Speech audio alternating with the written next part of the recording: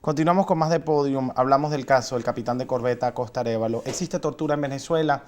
Lo que arrojó el informe forense ha sido que existían fracturas en su cuerpo, 8 costillas, existían además otro tipo de golpes, laceraciones. Y hablar de esto podría acarrear una evaluación de crímenes de tortura en el país. Vamos a comenzar con el doctor Alonso Medina Roa. ¿Existe tortura en Venezuela? ¿Este caso en particular refleja un caso de tortura? Mire, desde la Coalición por los Derechos Humanos y la Democracia, desde hace aproximadamente un año, venimos afirmando con absoluta responsabilidad que en Venezuela se ha institucionalizado la tortura con la complicidad de las instituciones. Y esto lo hacemos con mucha responsabilidad porque nos basamos particularmente en el testimonio de los detenidos que son rendidos ante un tribunal de la República en presencia de un fiscal del Ministerio Público, bien sea militar o civil. El tema de la tortura no puede ser un tema de plaza. El tema de la tortura tiene que ser un tema con fundamento, con seriedad, con ética, como se debe tratar. Por eso nos preocupamos tanto que cada vez que denunciamos algún caso de tortura sea en presencia de un juez y que se aplique la legislación, y solicitamos que se aplique la legislación que regula esta materia, que tiene un procedimiento especial. Sin embargo, hemos visto un silencio de las instituciones cómplices. Hemos denunciado oportunamente, inclusive en nuestra reunión con la alta comisionada Michelle Bachelet, el tema fundamental de la Coalición por los Derechos Humanos y la Democracia fue el tema de las torturas. Alertamos lo que se estaba viviendo, le informamos los sitios de tortura, las casas de tortura que habían referido cada uno de los detenidos que decía haber sido víctima de las torturas. Pedimos que se investigue. Sin embargo, lamentablemente, tuvimos una tragedia, recibimos una noticia fatal en estos últimos días, donde es la muerte del capitán Costa Arévalo. Bien, la misma pregunta para la doctora Durga Ochoa sobre la tortura en Venezuela o la posible tortura. ¿Existe o no existe? ¿Este caso podría ser un caso de implementación de tortura en el país?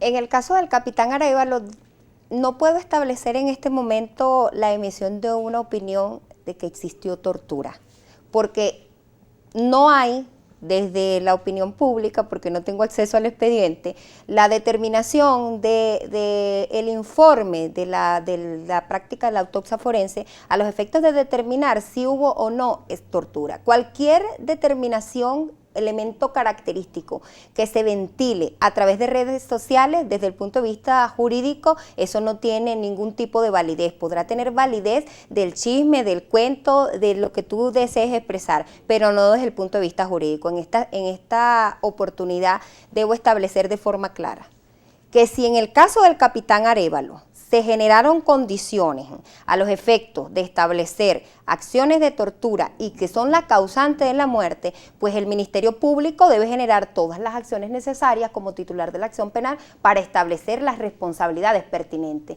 Este es un proceso que recién inicia y yo me uno a ese llamado del presidente Nicolás Maduro, al llamado que se está haciendo y que todo el pueblo venezolano así lo está pidiendo. Todo aquello que esté fuera de la norma jurídica, del respeto del Estado de Derecho y de toda situación que vaya en contravención de nuestra Constitución, evidentemente debe generarse las acciones necesarias para establecer responsabilidades pertinentes. Máxima aplicación de la ley, porque no podemos consentir este tipo de comportamiento en los casos en que proceda. Muchísimas gracias a la doctora Durga Ochoa. Quiero hacer una pregunta fuera de tiempo para ambos. Se ha dicho que hay 2 personas implicadas en el caso o posibles implicados. ¿Esto sería asumir que sí hubo tortura? Las 2 personas que están implicadas en este instante, primigeniamente, están sometidas no por delitos que tengan que ver o configurados dentro de la ley especial. Están hablando específicamente de un homicidio preterintencional con causal. Allí, además, tengo entendido que han comenzado a generar la investigación y que estas personas están privadas de libertad. El proceso inicia. Y si una vez se emita el informe y se convierta esto en oficial, se tenga acceso a la verificación en ese expediente, obviamente no solamente estas 2 personas, aquí hay que verificar cuál es la trayectoria, el recorrido de todas esas acciones. Sin embargo, es importante señalar algo, y es que hay que resaltar. Estas 2 personas que refieren estar, que están detenidas a la orden del Tribunal 36 de Control. Claro, porque usted dice que esto queda impune, que además están solapando este tipo de prácticas, Claro. pero hay 2 personas detenidas. Hay 2 personas detenidas a quienes se les imputó el delito de homicidio preterintencional con causal. Pero no son 2 ciudadanos comunes, son 2 funcionarios de la Dirección General de Contrainteligencia Militar, organismo que debía velar por la seguridad y por la vida del capitán Acosta Arévalo. 2 funcionarios que en ese momento representaban al Estado, que actuaron en nombre del Estado.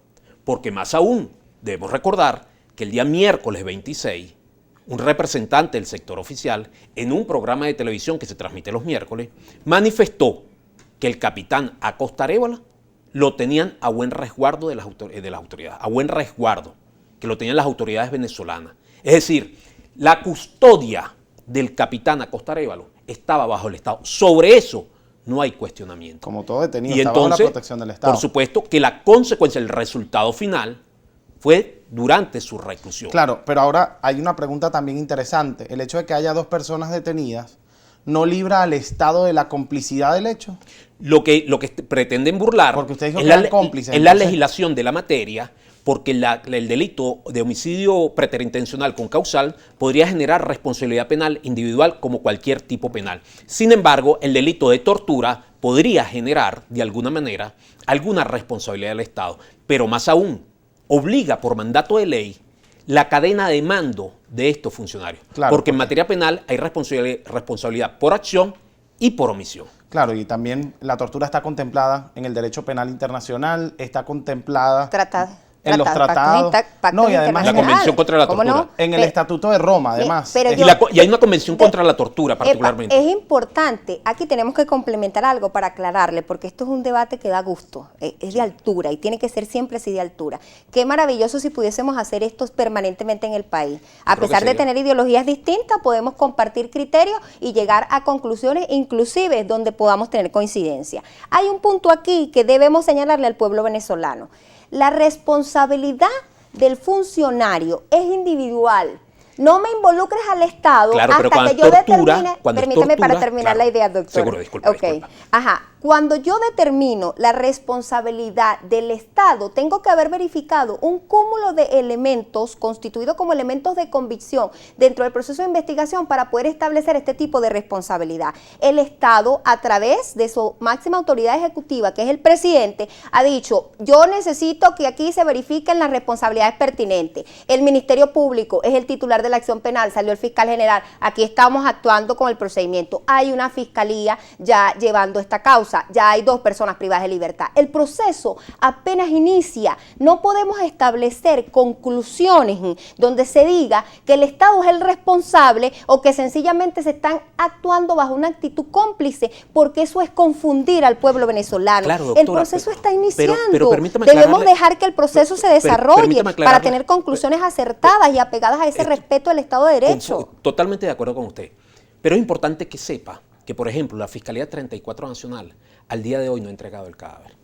Es importante que sepa que al día de hoy un representante del Estado, el Ministerio Público, un fiscal nacional, se ha burlado de la familia.